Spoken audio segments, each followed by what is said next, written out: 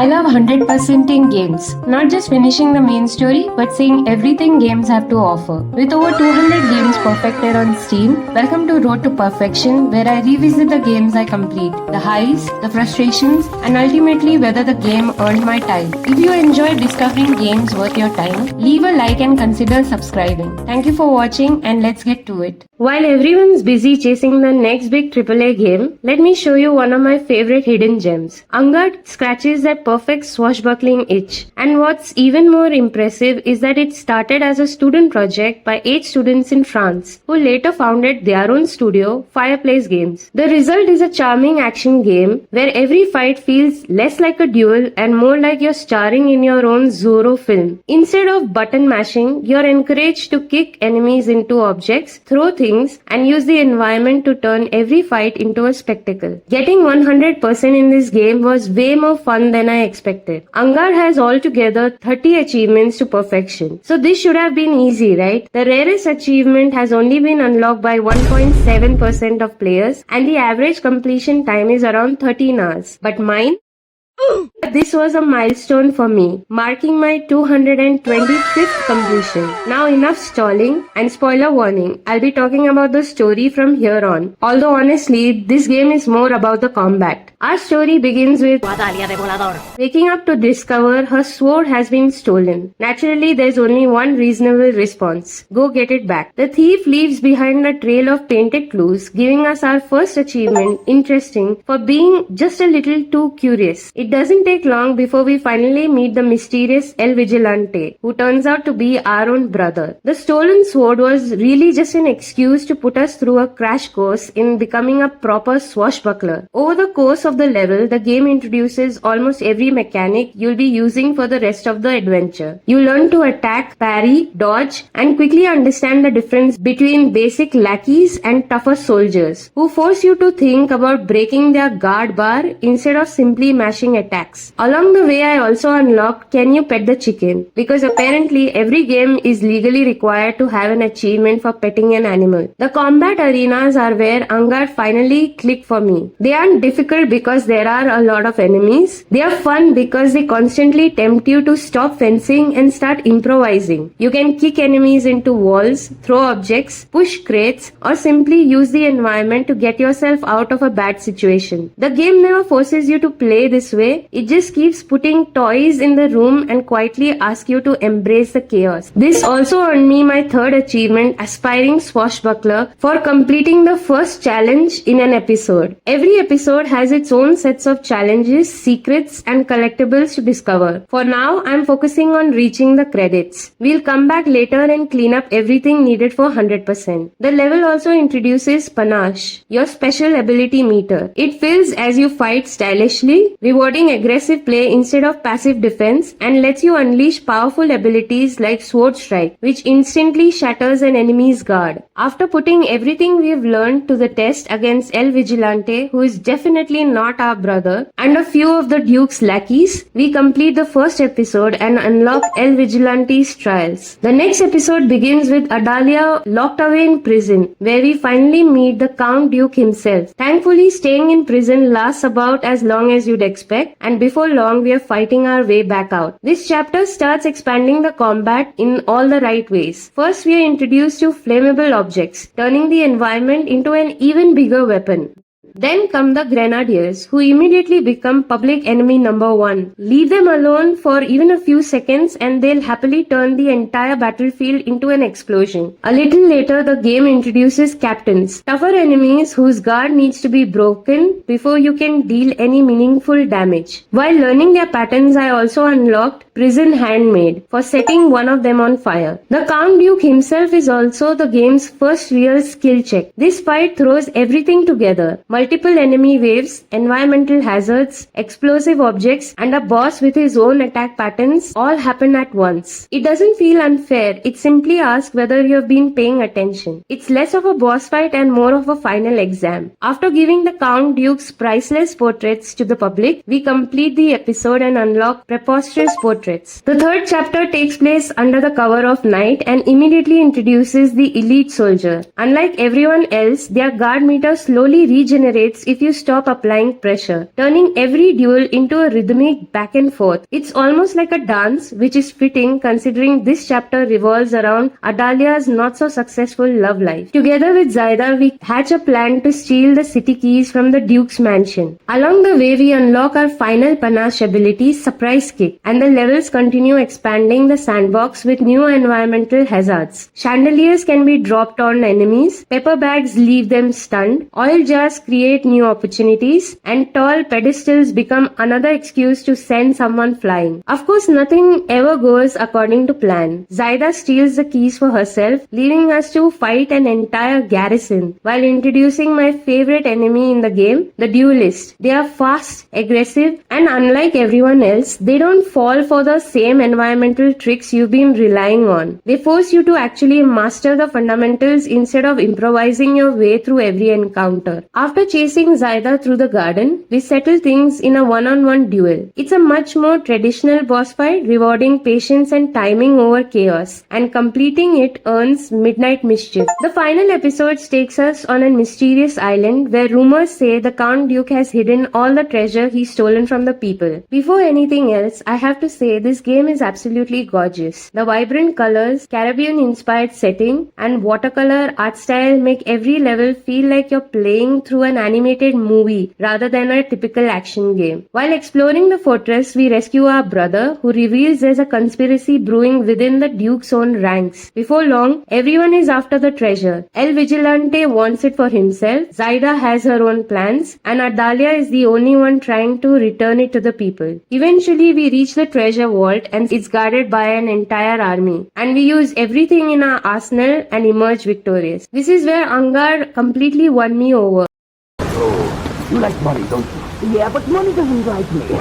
I can't seem to keep my purse full. Despite all the sword fights, explosions, and people getting launched across the room, nobody actually dies. It's got this classic Saturday morning cartoon energy where every lackey, soldier, captain, and duelist simply gets back up, complains about having a rough day, and walks away. Honestly, some of the random enemy dialogue is funnier than actual cutscenes.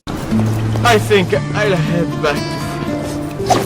I swear to God, I will not jumping out at that woman. You will hear what you did to the others. Please try to save her. Have fun storming the castle! While exploring, I also stumbled across one of my favorite achievements in the game, uncovering the ridiculous Annex the Moon Kingdom conspiracy. Prince of the Moon. The moon has a tape. I thought anyone do that. Yes, good. And we forced the prince to bury the queen's twin sister, and we frame them for some kind of crime, and then with them out, we can attack the Moon Kingdom! Yes! Annex the Moon Kingdom! You know, I really think we've had something here. Well, they certainly have something.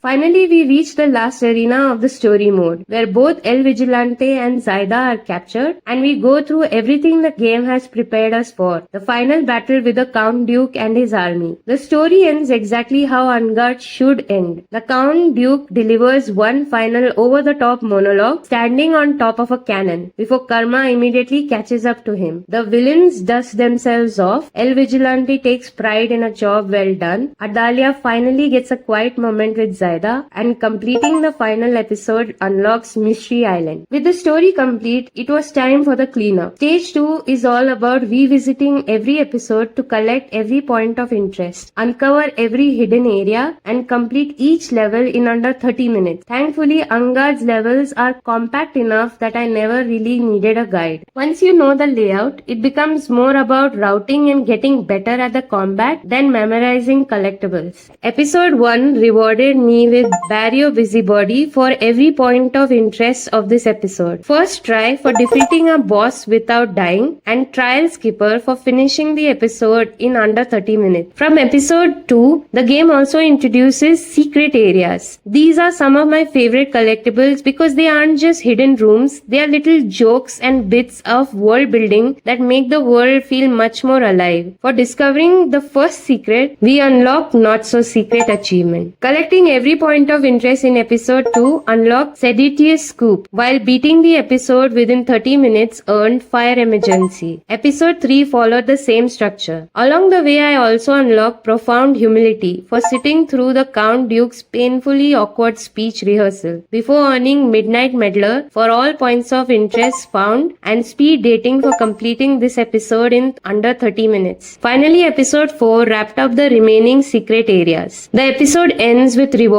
Cove Conspiracy for all points of interest in this episode, every nook and cranny for every secret found, and Lore Master for finding every point of interest in the game. Stage 3 is where En Garde stops testing whether you can beat the game and starts asking whether you have actually mastered its combat. That brings us to Arena Mode. En Garde's Arena Mode doesn't reinvent the game, it remixes it. Every run remixes the experience with different arenas and random positive and negative modifiers.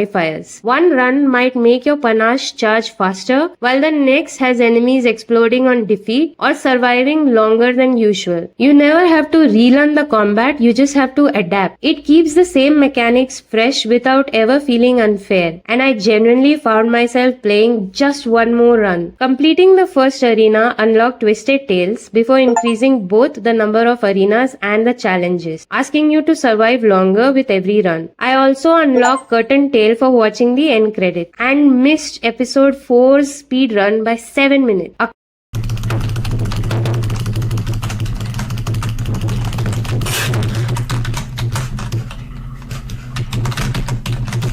A couple more runs later, success, finally unlocking Conspirate Speedster. The biggest part of the cleanup was completing every episode's challenges, and this is where I think En Garde's achievement design really shines. Most games ask you to replay a level. En Garde asks you to rethink it. Every challenge is designed around a mechanic you probably ignored during your first playthrough. Stunning soldiers with crates, launching enemies into weapon racks, setting the Count Duke's pants on fire, defeating duelists with chandeliers or with loots or even cannons. The game isn't testing whether you can win. It's showing you just how many different ways there are to win. Instead of feeling like a checklist, every challenge felt like the game saying, hey, have you tried this? And honestly, that's exactly how achievement hunting should feel. With every episode's challenge finally completed, I unlocked Legendary Swordmaster. Stage 4 is where the game stops asking for mastery and starts demanding perfection. The first challenge was no damage run, and after looking at all the 4 episodes, I decided episode 1 was my best bet. It has the fewest number of combat arenas, making it the most forgiving route. Even then, one mistake meant starting all over again. Completing it unlocked Inconceivable. Most games save their biggest boss for last. En Garde gives you all 3 of them at once. After surviving 5 increasingly difficult arenas, the game throws its final curveball. Every boss at you at once. No gimmicks, no breaks, just everything you have learned pushed to its absolute limit. It's chaotic, restless, and easily the toughest combat encounter in the entire game. Surviving it earned Arena Legend. Somewhere along the grind, I also unlocked every arena modifier, giving me all-rounder. The last achievement is something the developers knew was insane. They literally called it absolutely totally inconceivable, which was for beating an arena mode without a single damage. No checkpoints, no second chances. Just one perfect run where every modifier can either save you or completely ruin your day. It was easily the hardest achievement in the game and demanded complete focus from start to finish. Luckily, on my winning run, I managed to finish El Vigilante with a perfectly timed cauldron. Sometimes style really is everything. That unlocked absolutely totally inconceivable, followed by the final achievement, En Garde. And with that, this game was finally perfected. So was En Garde worth completing? Absolutely. The combat never stopped being fun, and every new achievement kept encouraging me to interact with its system in different ways, instead of simply replaying the same levels. If you're someone who enjoys experimenting in combat, this is an easy recommendation. If you're only here for the story though, the 100% might start feeling like more of an effort than it's worth. I also ran into a couple of small bugs like enemies occasionally getting stuck, but nothing that ever stopped my progress. Overall, I'm giving En Garde the Duke's Treasure Vault out of 10.